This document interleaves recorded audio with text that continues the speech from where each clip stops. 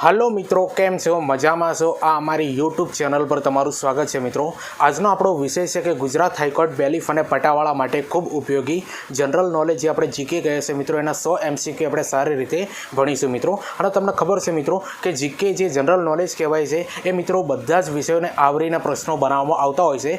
एटले जे तमने खबर छे बेलीफ अने पटावाळाना अंदर जे अभ्यासक्रम आप्यो छे एना मोटा भागना प्रश्नों मित्रों आ जीकेना अंदर कवर थई जवाना छे मित्रों। एटले जीकेना जेटला पण विडियो मित्रों मैं बनाव्या छे मित्रों बधा तमारे जोई लेवाना एना अंदरथी तमारा बधा विषयो मित्रों कवर थई जशे बरोबर। अने बीजी महत्वनी वस्तु मित्रों के गुजरात हाईकोर्ट बेलीफ अने पटावाळा माटे मित्रों स्पेशल प्लेलिस्ट बनावी छे। एना अंदर घणा बधा विडियो बनाव्या छे, अमुक मॉडल पेपरो बनाव्या छे, विषयो पर विडियो बनाव्या छे मित्रों, कॉम्प्यूटरना विडियो बनाव्या छे बरोबर।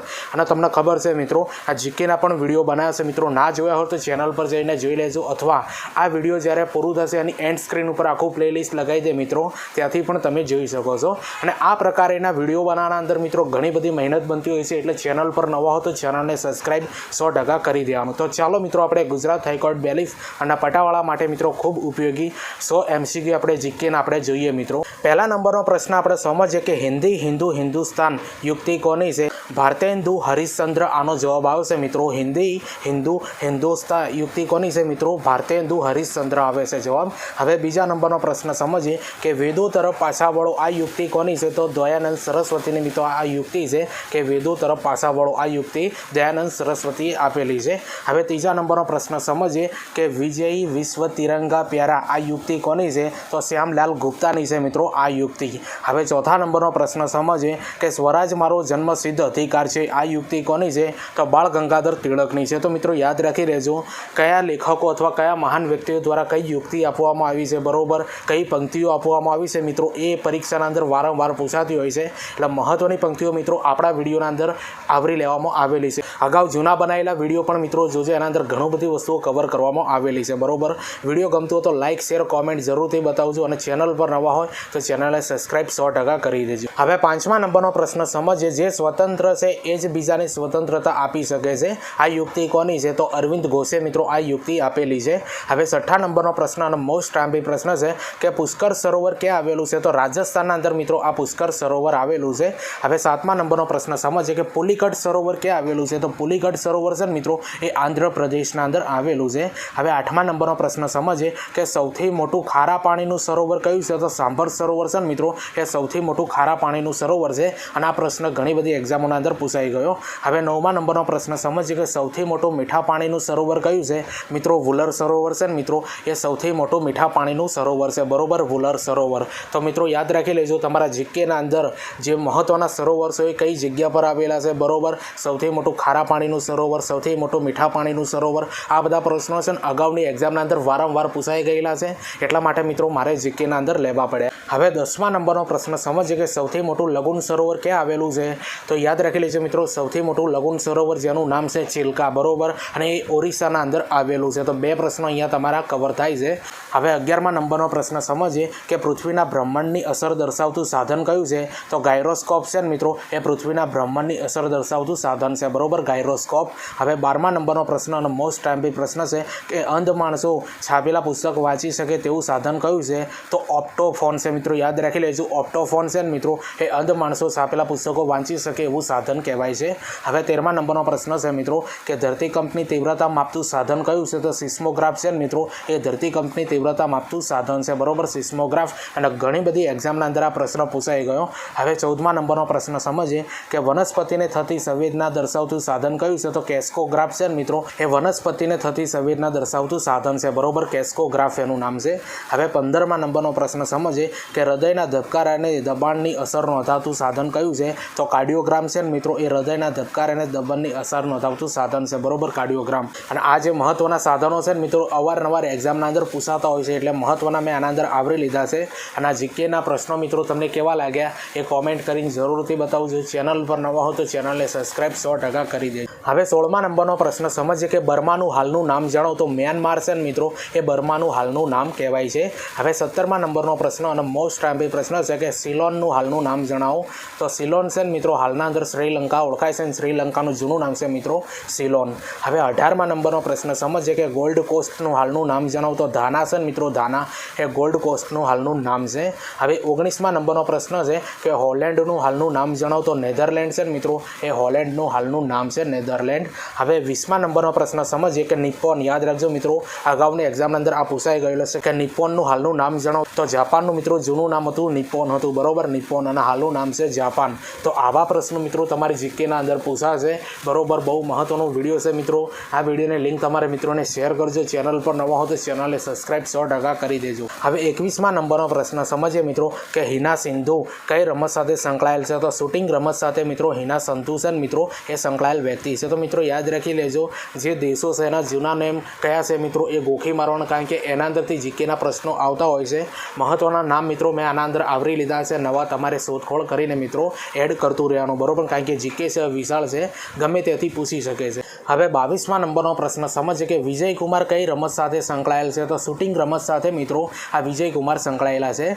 હવે 23મા નંબરનો પ્રશ્ન સમજીએ કે સૌરભ ઘોષાલ. યાદ રાખજો મિત્રો સૌરભ ઘોષાલ કઈ રમત સાથે સંકળાયેલ છે. તો સ્ક્વોચ. યાદ રાખજો મિત્રો સ્ક્વોચ રમત સાથે મિત્રો આ સૌરભ ઘોષાલ છે અને એ સંકળાયેલા વ્યક્તિ છે. હવે 24મા નંબરનો પ્રશ્ન સમજીએ કે યુકી ભાંભરી. યાદ રાખજો મિત્રો યુકી ભાંભરી કઈ રમત સાથે સંકળાયેલ છે. તો ટેનિસ રમત સાથે મિત્રો આ યુકી ભાંભરી છે મિત્રો એ વ્યક્તિ સંકળાયેલા છે. હવે 25મા નંબરનો પ્રશ્ન સમજીએ કે સોમદેવ બર્મન. યાદ રાખજો મિત્રો સોમદેવ બર્મન કઈ રમત સાથે સંકળાયેલ છે. તો ટેનિસ રમત સાથે મિત્રો આ સોમદેવ બર્મન છે મિત્રો સંકળાયેલા વ્યક્તિ છે. હવે 26મા નંબરનો પ્રશ્ન સમજીએ કે બંગાળના પ્રથમ ગવર્નર કોણ હતા. તો રોબર્ટ ક્લાઇવ છે મિત્રો એ બંગાળના પ્રથમ ગવર્નર હતા અને ઘણી બધી એક્ઝામના અંદર મિત્રો આજ સુધી મિત્રો પૂછાય છે આ પ્રશ્ન. હવે 27મા નંબરનો પ્રશ્ન સમજીએ કે બંગાળના પ્રથમ ગવર્નર જનરલ કોણ હતા. તો વોરન હેસ્ટિંગ્સ મિત્રો એ બંગાળના પ્રથમ ગવર્નર જનરલ હતા. તો મિત્રો યાદ રાખી લેજો તમારા જીકેના પ્રશ્નોના અંદર તમને ખબર છે કોઈ પણ રમતવીરનું નામ આપવામાં આવશે અને એ વ્યક્તિ કઈ રમત સાથે સંકળાયેલ છે. આવા પ્રશ્નો અવારનવાર આવતા હશે, તમે એક્ઝામ આપી છે મિત્રો એટલે તમને પણ ખબર છે. અને ઇતિહાસના મિત્રો પ્રશ્ન પ્રથમ ગવર્નર કોણ હતા, બરોબર, દેશ આઝાદ થયો ત્યારબાદ પ્રથમ ગવર્નર કોણ હતા, એવા બધા પ્રશ્નો મિત્રો જીકેના અંદર મિત્રો ઇતિહાસના પૂછાતા રહેશે, બરોબર. એટલે આવા પ્રશ્નોની તૈયારી કરવાની. અને આ વિડીયો મિત્રો તમારા મિત્રોને શેર કરી દેજો અને વિડીયોને 2 થી 3 વાર જોઈ લેવાનો મિત્રો, જે તમારી બેલીફ અને પટાવાળાના અંદર ખૂબ જ કામ આવશે મિત્રો, બરોબર. અને ચેનલને સબસ્ક્રાઈબ 100% કરી દેજો. હવે 28મા નંબરનો પ્રશ્ન સમજીએ કે ભારતના પ્રથમ ગવર્નર જનરલ કોણ હતા. તો લોર્ડ વિલિયમ બેન્ટિંગ છે મિત્રો એ ભારતના પ્રથમ ગવર્નર જનરલ હતા, બરોબર, લોર્ડ વિલિયમ બેન્ટિંગ. હવે 29મા નંબરનો પ્રશ્ન સમજીએ કે સ્વતંત્ર ભારતના પ્રથમ ગવર્નર જનરલ કોણ હતા. તો માઉન્ટ બેટન છે મિત્રો એ સ્વતંત્ર ભારતના પ્રથમ ગવર્નર જનરલ હતા. હવે 30મા નંબરનો પ્રશ્ન સમજીએ કે પ્રથમ મુસ્લિમ રાષ્ટ્રપતિ કોણ હતા. તો ઝાકિર હુસેન છે મિત્રો એ પ્રથમ મુસ્લિમ રાષ્ટ્રપતિ હતા. હવે 31મા નંબરનો પ્રશ્ન સમજીએ કે પ્રથમ શીખ રાષ્ટ્રપતિ કોણ હતા. તો જ્ઞાનિક જેલસી છે મિત્રો એ પ્રથમ શીખ રાષ્ટ્રપતિ હતા. હવે 32મા નંબરનો પ્રશ્ન સમજીએ કે પ્રથમ ચૂંટણી કમિશનર કોણ હતા. તો સુકુમાર સેન છે મિત્રો સુકુમાર સેન મિત્રો એ પ્રથમ ચૂંટણી કમિશનર આપણા ભારતના હતા. હવે 33મા નંબરનો પ્રશ્ન છે કે પ્રથમ દલિત રાષ્ટ્રપતિ કોણ હતા. તો AR નારાયણ. યાદ રાખજો મિત્રો AR નારાયણ છે ને એ પ્રથમ દલિત રાષ્ટ્રપતિ કહેવાય છે. તો મિત્રો યાદ રાખી લેજો કે જીકેના અંદરથી મિત્રો પ્રથમ રાષ્ટ્રપતિ કોણ હતા, બરોબર, પ્રથમ ચૂંટણી કમિશનર કોણ હતા, આવા બધા પ્રશ્નો પૂછાતા હોય છે. એટલે મેં મારી રીતે આ વિડીયોના અંદર આવરવાની કોશિશ કરી છે મિત્રો. વિડીયો ગમતું હોય તો લાઇક શેર કોમેન્ટ 100% કરી દેજો. હવે 34મા નંબરનો પ્રશ્ન સમજીએ કે પ્રથમ બિન કોંગ્રેસી વડાપ્રધાન કોણ હતા. તો મોરારજી દેસાઈ છે મિત્રો એ પ્રથમ બિન કોંગ્રેસી વડાપ્રધાન રહી ચૂક્યા છે. હવે 35મા નંબરનો પ્રશ્ન સમજીએ કે નાની વયે રાષ્ટ્રપતિ કોણ બનેલા હતા. તો આનો જવાબ આવશે મિત્રો નીલમ સંજીવ રેડ્ડી. યાદ રાખજો નીલમ સંજીવ રેડ્ડી છે મિત્રો એ નાની વયે રાષ્ટ્રપતિ બનેલા વ્યક્તિ છે. હવે 36મા નંબરનો પ્રશ્ન સમજીએ કે વિશ્વનો સૌથી નાનો દેશ કયો છે. તો વેટિકન સિટી છે મિત્રો વેટિકન સિટી એ વિશ્વનો સૌથી નાનો દેશ કહેવાય છે. હવે 37મા નંબરનો પ્રશ્ન સમજીએ કે વિશ્વમાં સૌથી લાંબી સરહદ ધરાવતો દેશ કયો છે. તો કેનેડા દેશ છે મિત્રો એ વિશ્વની સૌથી લાંબી સરહદ ધરાવતો દેશ કહેવાય છે. હવે 38મા નંબરનો પ્રશ્ન સમજીએ કે વિશ્વનું સૌથી મોટું સરોવર મિત્રો ક્યાં આવેલું છે અને કયું છે. તો કાસ્પિયન. યાદ રાખજો મિત્રો કાસ્પિયન સરોવર છે ને વિશ્વનું સૌથી મોટું સરોવર છે અને આ સરોવર છે મિત્રો એ રશિયાના અંદર આવેલું છે. તો આવા પ્રશ્નો છે મિત્રો જીકેના અંદર તમારી એક્ઝામના અંદર જોવા મળશે, બરાબર. અને ચેનલ પર નવા હો તો ચેનલને સબસ્ક્રાઈબ કરી દેજો અને આ વિડીયોની લિંક તમારા મિત્રોને શેર કરજો. 39માં નંબરનો પ્રશ્ન સમજીએ કે વિશ્વની સૌથી મોટી ખાડી કઈ છે? તો મેક્સિકોની ખાડી છે મિત્રો, એ વિશ્વની સૌથી મોટી ખાડી કહેવાય છે.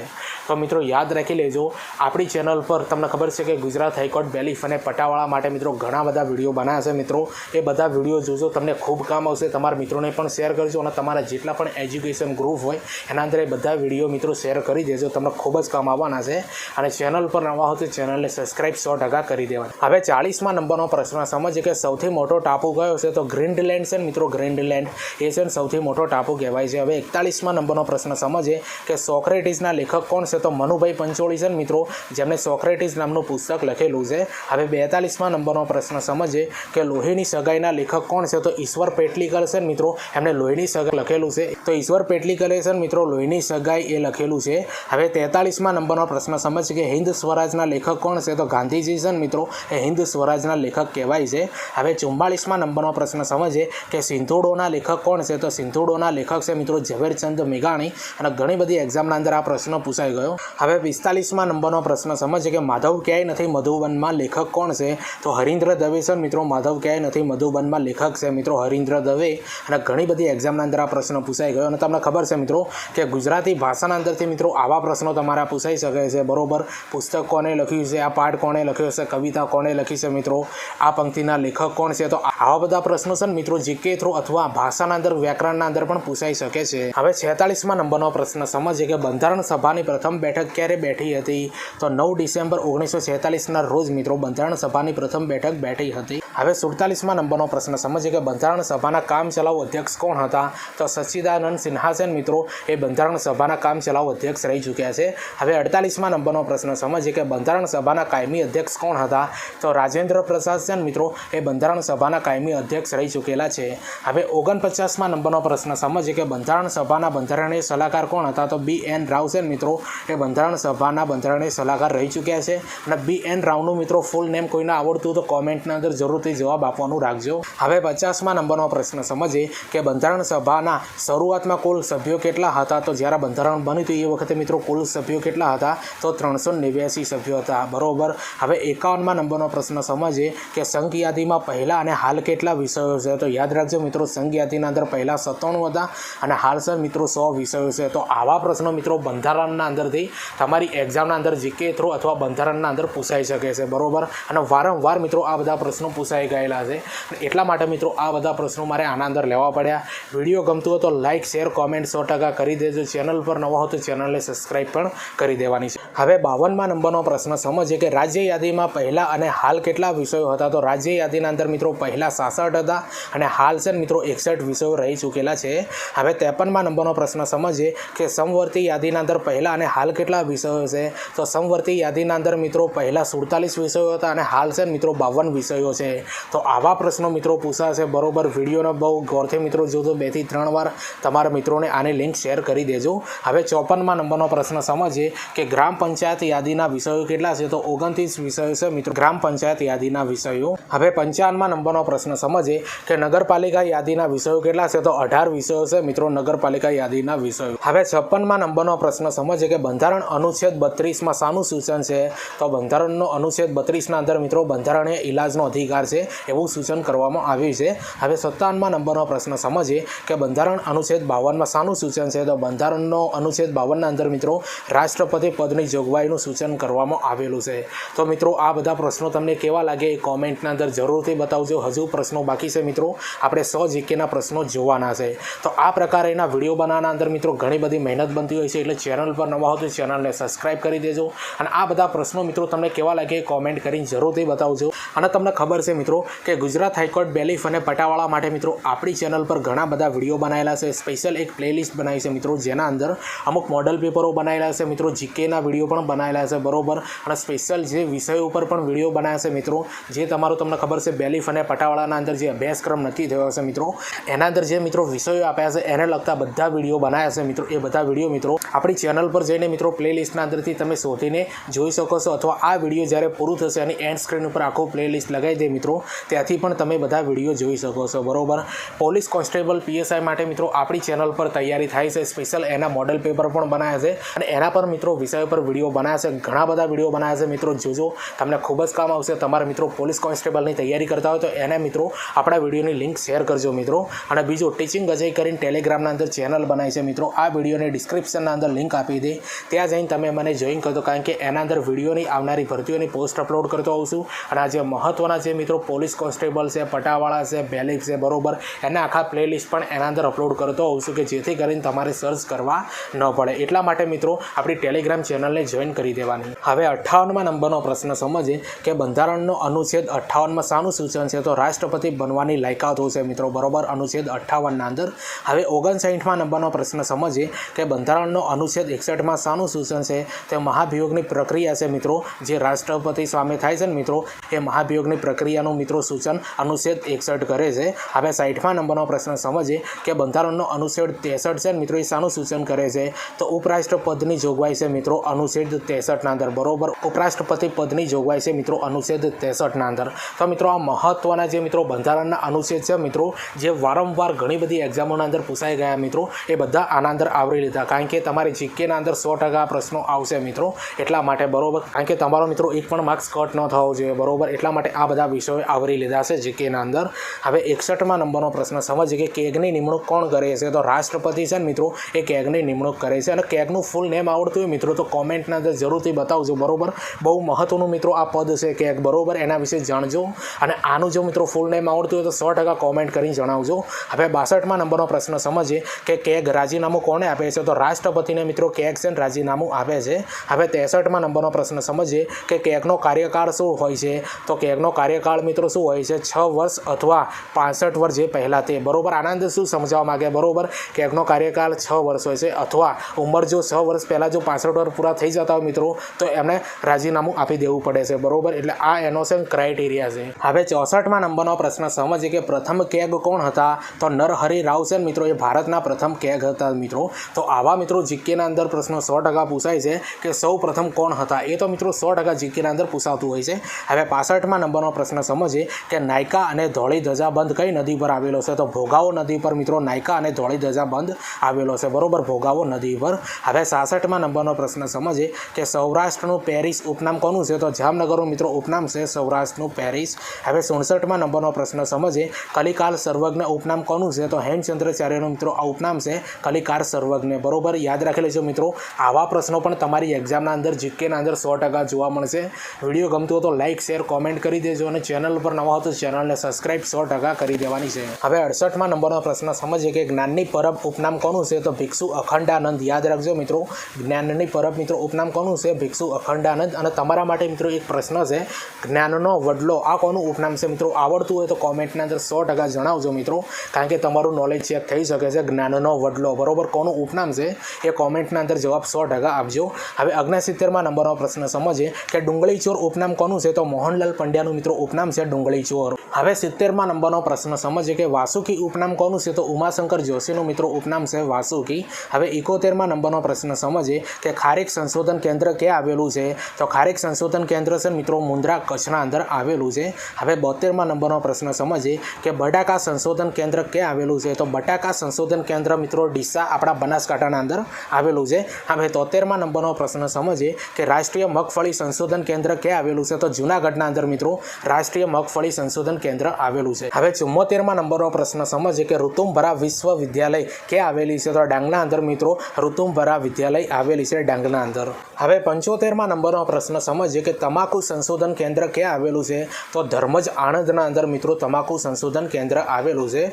તો મિત્રો તમને ખબર છે કે જીકેના અંદર મિત્રો જે મહત્વના જે લેખકો છે એમના ઉપનામ પણ પૂછાતા હોય છે બરોબર. અને જે મિત્રો આ સંશોધન કેન્દ્રો છે ને મિત્રો એના અંદરથી તો 100% પ્રશ્નો આવતા હોય છે. મહત્વના સંશોધન કેન્દ્રો મિત્રો આપણા વિડીયોના અંદર કવર કરી દીધા છે મિત્રો બરોબર. મહત્વની વિદ્યાલયો ક્યાં આવેલી છે એના અંદરથી જીકેના અંદર પ્રશ્નો મિત્રો પૂછાતા હોય છે બરોબર. એટલે આવા પ્રશ્નોની તમારે તૈયારી કરવાની. વિડીયો ગમતું હોય તો મિત્રો કોમેન્ટ કરીને જરૂરથી બતાવજો કે પ્રશ્નો તમને કેવા લાગ્યા. અને મહત્વની વસ્તુ મિત્રો, ચેનલ પર નવા હોય મિત્રો તો ચેનલને સબસ્ક્રાઇબ 100% કરી દેવાની રહેશે મિત્રો. હવે 76મા નંબરનો પ્રશ્ન સમજીએ કે લોથલ કયા જિલ્લામાં આવેલું છે? તો અમદાવાદના અંદર મિત્રો આ લોથલ આવેલું છે. હવે 77મા નંબરનો પ્રશ્ન સમજીએ કે રંગપુર કયા જિલ્લામાં આવેલું છે? તો સુરેન્દ્રનગર જિલ્લાના અંદર મિત્રો આ રંગપુર આવેલું છે. હવે 78માં નંબરનો પ્રશ્ન સમજીએ કે દેસલપુર ક્યાં આવેલું છે, બરોબર. તો દેસલપુર છે મિત્રો કયા જિલ્લાના અંદર, કચ્છના અંદર આવેલું છે આ દેસલપુર. હવે 79માં નંબરનો પ્રશ્ન સમજીએ કે રોજડી કયા જિલ્લામાં આવેલું છે, તો રોજડી છે મિત્રો એ રાજકોટના અંદર આવેલું છે.